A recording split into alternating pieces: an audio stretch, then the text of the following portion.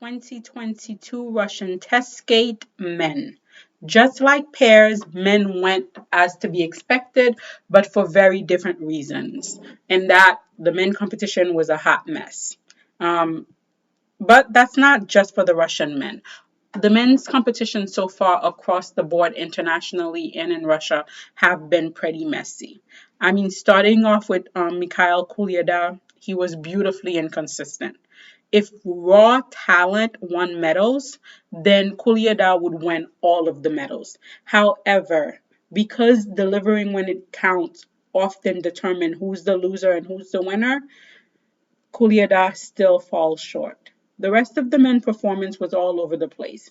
However, knowing what we do now, I have to wonder what these skaters were thinking while they were performing at the Russian test skate. Before the test skate, we already knew that Alexandra Samarin was drafted for the war with Ukraine. However, after the event, we learned that both Makar Ignatov and Dmitry Aliev have also been drafted. I don't know what being drafted means for these skaters. Will they be at the front line fighting the Ukrainian army? Or will they be in some office in Russia being used as part of the propaganda? This is the major problem with state-sponsored sport. On the one hand, you could always count on the state to cover the cost of your training, your living expense, and other general expense. However, on the other hand, you have to understand you become a tool for the state. And when you are an athlete for someone as dangerous as Putin, you never really know what that means. So I'm really trying to view the men's competition on a lens outside of what I saw on the ice and in terms of what's going on globally. But what did you guys think of the men? I actually really like Aliev short program to Whitney Houston, the rock version. And I was really looking forward to seeing a lot of these men this season. And I'm kind of sad that we won't get to see them. Now to the marquee event, the ladies. Truthfully, I didn't see the Russian do anything so spectacular. I feel like what they're doing is no different than what the other women, both in junior and senior, are doing internationally. And if you were to ask me honestly, amongst all of the ladies that we saw at the Russian test skate, who do I think might make it to the 2026 Olympic?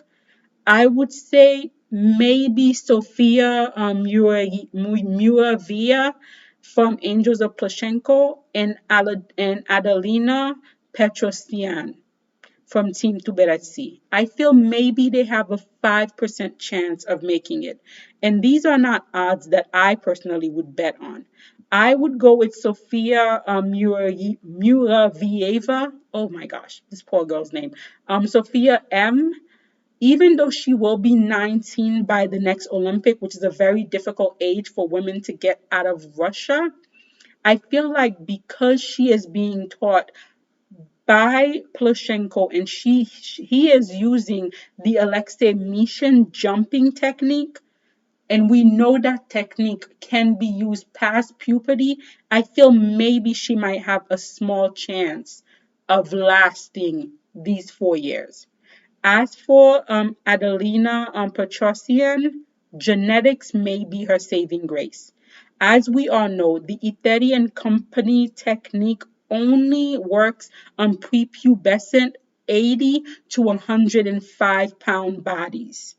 Given Adelina's petite frame, if she can survive with no major injury for 4 years, she may have a small chance of retaining her jumps at age 19 and using the Eteri power to make it to the Olympics. However, if Eteri has some fresh 17-year-olds, I very much doubt that will happen. As for the rest of the women, unfortunately, I feel like the writing is already on the wall. Starting with Sofia Ikatieva from Team Tuberetsi, at age 15, she already has a leg injury. There is no way her body can withstand the Eteri method and fight off puberty. If it took 5 heart medication, 4 legal ones, and 1 illegal one to get Kamila Valieva to the Olympic, it's going to take 10 heart medication for Ikathieva to make it. If Anna Sherbakova had to be put on a liquid diet for the Olympic, Ikathieva will have to be put on an oxygen diet for her to make it to the Olympic. I hope I'm wrong. However, the Eteri stats are not in her favor. Next is Sofia Semendolkina. Now, she comes off as a very intelligent child. In one of her interviews, she said that the 2022 Beijing Olympic was her only chance of going to the Olympic. By 2026, Samondokina will be hitting 20. A 20-year-old making it out of Russia for figure skating in ladies is as rare as seeing a unicorn. So unfortunately, now that we see that puberty is affecting her jumps, I honestly feel like she's going to get buried in Russia. Next, we have the Empress, Elizaveta Tuktamisheva. First off, can we take a minute to appreciate how great the Empress looks? I think this is the best shape that she has ever been in. Usually, when it comes to the Russian test skate, Elizaveta is usually a hot mess. I feel like she really doesn't compete that well in Russia. I think the at home pressure usually gets to her. However, I feel like even if her technique can last 4 more years and she could make it to 2026, I feel like by then Eteri will have a new batch of 17-year-old, and politically they'll bury her again the same way they did for the 2022 Beijing Olympic. Now we get to the two senior Eteri ladies, Alexandra Sasha Trusova and Kamila Valieva. Now, we learned that Trusova was competing with a back injury, but that's so on brand for Team Tuberidze that it's not even worth mentioning. Alexandra looked like she wanted to be anywhere else but the test gate.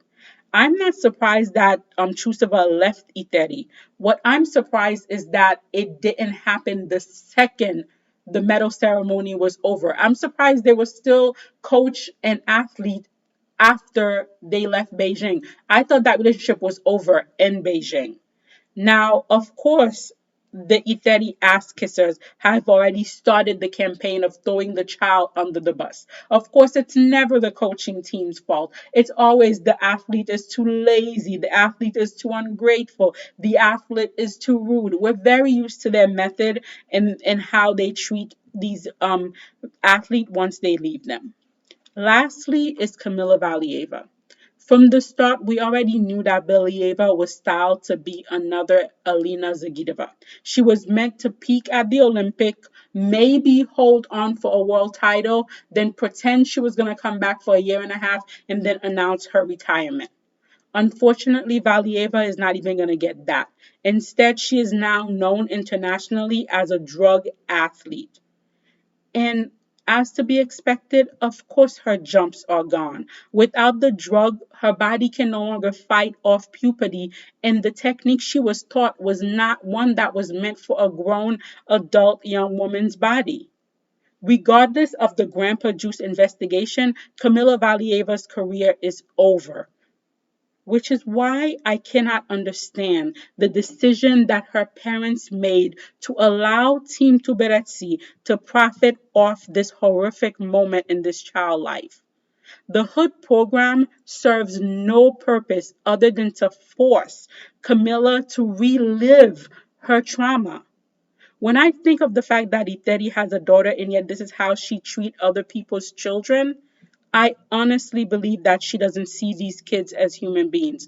I honestly think for her, they really are product, and she truly believes that her training method is a 3 out of a 10 in terms of difficulty, and she's doing them a favor in kindness. At least this was my take out of the Russian test skate. Guys, I really wish I could make these videos in a more timely manner, but I have so much work that it's really hard for me to. But I'm going to try to get on top of it. But you guys let me know. What was your takeaway from the Russian test skate?